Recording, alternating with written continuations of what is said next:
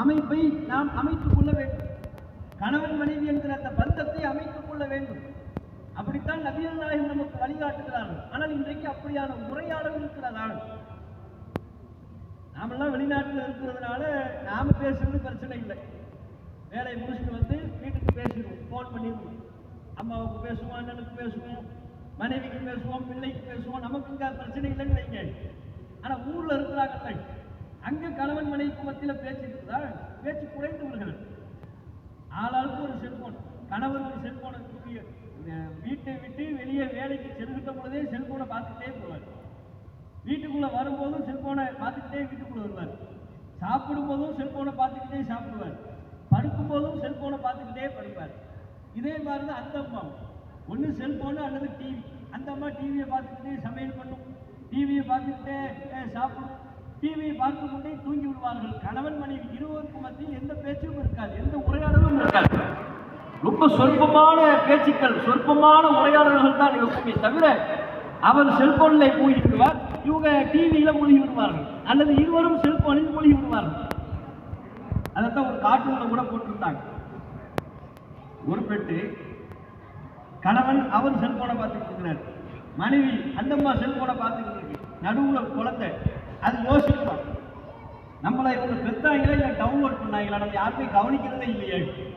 நம்ம தகப்பனாரும் நம்மளை கவனிக்க மாட்டேங்கிறாரு, நம்மளை பெற்ற தாயும் நம்மளை கவனிக்க மாட்டேங்கிறாங்க. எல்லாரும் எந்நேரமும் செல்போனே பார்த்து கொண்டிருக்கிறார்கள் என்று ஒரு கார்ட்டூனின் மூலமாக இன்றைய உலக நடப்பை விவரிக்கக்கூடிய வகையிலான ஒரு செய்தியை நம்ம பார்க்கணும்.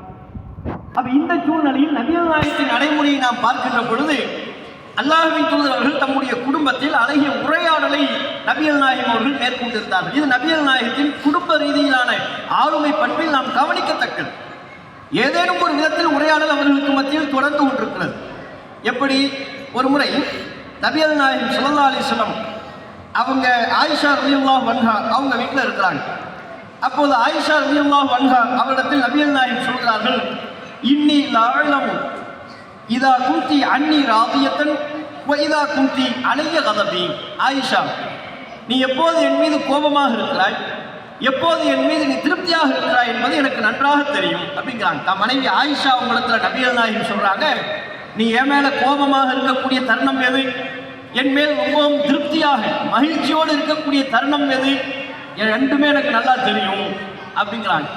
ஆயிஷா ரலியல்லாஹு அன்ஹா அவங்க கேட்குறாங்க, அல்லாஹ்வின் தூதரே கைஃப தஅரிஃபு, எப்படி நீங்கள் அறிந்து கொள்வீர்கள் நான் உங்கள் மேலே கோபமாக இருக்கிறேனா அல்லது உங்கள் மீது நான் திருப்தியாக இருக்கிறேனா என்பதை எப்படி தெரிந்து கொள்வீர்கள்?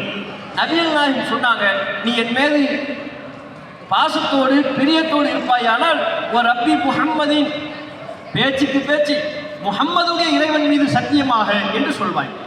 அதுவே என் மீது நீ கோபமாக இருந்தால் உன்னுடைய பேச்சில் ஒரு ரப்பி இப்ராஹிம், இப்ராஹிமுடைய இறைவன் மீது ஆணையாக என்று நீ சொல்வாய். இதை வைத்து நான் புரிந்து கொள்வேன்.